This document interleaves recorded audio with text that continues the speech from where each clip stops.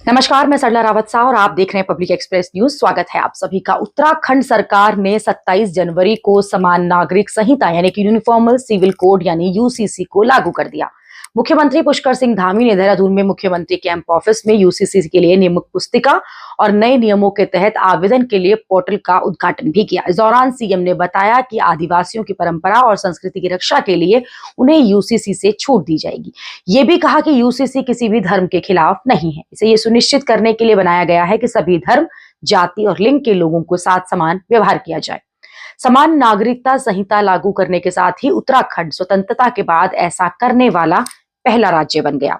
उत्तराखंड सरकार ने सभी नागरिकों को समान अधिकार देने के उद्देश्य से समान नागरिक संहिता कानून बनाया है। हालांकि उत्तराखंड की बीजेपी सरकार के फैसले की विपक्षी पार्टियों और कुछ धार्मिक समूह ने विरोध भी किया।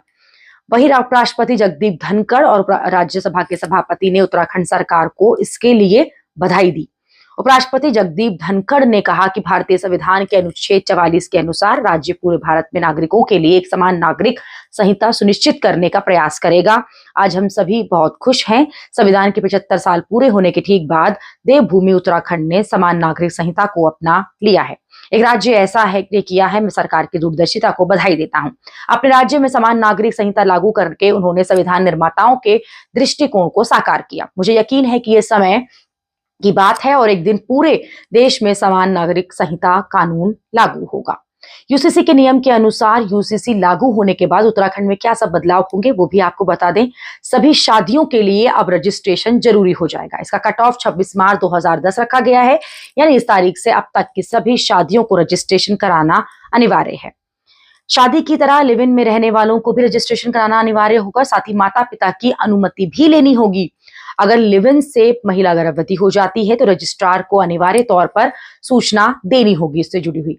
बच्चे के जन्म के 30 दिन के भीतर इसे अपडेट भी कराना होगा।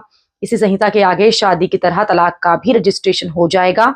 तलाक के लिए आवेदन करते समय विवाह रजिस्ट्रेशन, तलाक की डिग्री का विवरण, अदालत केस का नंबर, अंतिम आदेश की तिथि, बच्चों का विवरण, कोर्ट के अंतिम आदेश की कॉपी जरूरी होगी। यूसीसी के नए कानून होने के बाद इस्लाम में प्रचलित हलाला और बहुविकल्प शादी जैसी प्रथाओं पर रोक लगा दी जाएगी। यूसीसी लागू होने के बाद अब संपत्ति में बेटे और बेटी का जो हक है वो बराबर का होगा। इनमें किसी भी तरह का भेदभाव नहीं रखा जाएगा।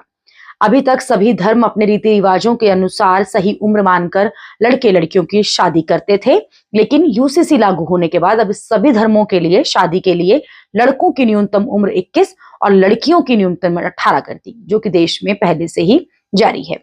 अभी के लिए इतना ही। अगली खबर में आपसे फिर होगी मुलाकात। देश और दुनिया की खबरों के लिए आप देखते रहिए, आप जुड़े रहिए पब्लिक एक्सप्रेस न्यूज के साथ। धन्यवाद।